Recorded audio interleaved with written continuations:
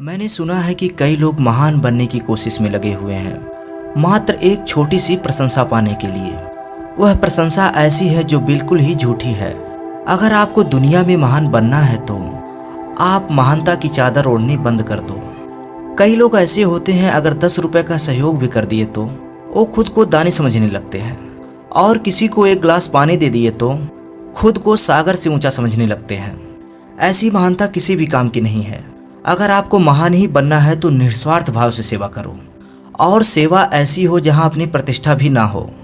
गुरु द्रोणाचार्य ने भी यही किया था। उनकी प्रतिष्ठा मात्र अर्जुन से थी, क्योंकि अर्जुन हस्तिनापुर के महान राजा पांडु के पुत्र थे।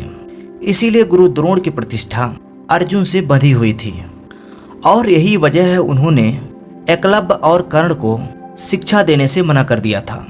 जब भी महानता प्रतिष्ठा से जुड़ जाती है तो ऐसी महानता किसी भी काम की नहीं होती है। इसलिए कोशिश ऐसा करें कि प्रतिष्ठा अलग रखें और महानता को अलग रखें। अगर ये दोनों साथ हो गए तो आपका विनाश निश्चित है।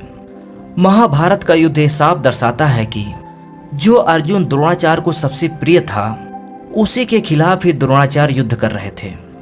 शायद ऐसा इसलिए था क्योंकि उस समय द्रोणाचार्य की प्रतिष्ठा हस्तिनापुर की तरफ झुक चुकी थी। क्योंकि आपको पता होगा कि उस समय अर्जुन एक राजा के पुत्र ही नहीं रहे, बल्कि एक वनवासी थे, और परिणाम ये रहा कि द्रोणाचार्य खुद को भी नहीं बचा सके। दुनिया में प्रतिष्ठाएं जहां भी जुड़ी हैं, महानता वहीं दबा दी गई है। इसीलिए महानता को प्रतिष्ठा से दूर रखो। आप महान बने नहीं, आप खुद ही महान हो जाओगे। ये सारी बातें लोगों पर छोड़ दो, बस अपने कर्म पर ध्यान दो। अगर हम अपने शरीर को पानी में डालते हैं तो उसे भिगाने की बिल्कुल भी जरूरत नहीं है, वह खुद ब खुद भीग जाएगी। ऐसी ही महानता है। अगर हम अच्छे कर्म करें तो खुद ही महान हो जाएंगे। ऐसे ही एक राजा को लगा कि वह दुनिया का सबसे महान शासक है। वह लोगों की प्रशंसा पाकर खुद को महान समझ बैठा था। एक दिन उस राजा की मुलाकात एक विद्वान भिक्षु से हुई। राजा ने उस विद्वान से कहा कि क्या दुनिया में कोई ऐसा व्यक्ति है जो महान है और उसे कोई भी नहीं जानता है। उस विद्वान ने राजा से मुस्कुराते हुए कहा कि राजन, दुनिया में ऐसे कई महान लोग हैं जो महान लोगों से कई गुना महान हैं। राजा को लगा कि यह विद्वान झूठ बोल रहा है। उसने इस बात को जानने के लिए उस भिक्षु विद्वान को साथ में लेकर राज के भ्रमण पर निकल गया। कुछ दूर चलने के पश्चात रास्ते में एक बूढ़ी औरत पक्षियों को दाना डाल रही थी।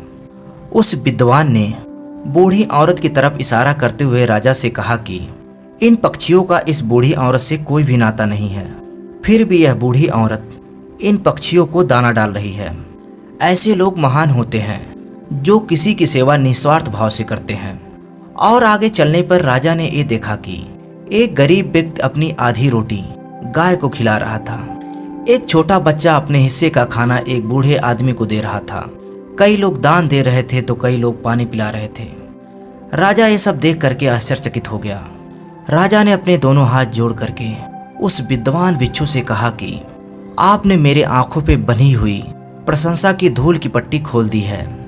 मुझे इस बात का घमंड हो गया था कि मैं ही दुनिया का सबसे महान राजा हूँ। ऐसा करके आपने मेरे सारे भ्रम दूर कर दिए हैं। इसलिए हे भिक्षु, मैं आपको कोटि कोटि प्रणाम करता हूँ। दोस्तों, इस राजा की तरह ही दुनिया में ऐसे बहुत से लोग हैं जिनकी आंखों पर महानता और प्रशंसा की पट्टी बच चुकी है, और वे लोग खुद को ही महान समझ बैठे हैं।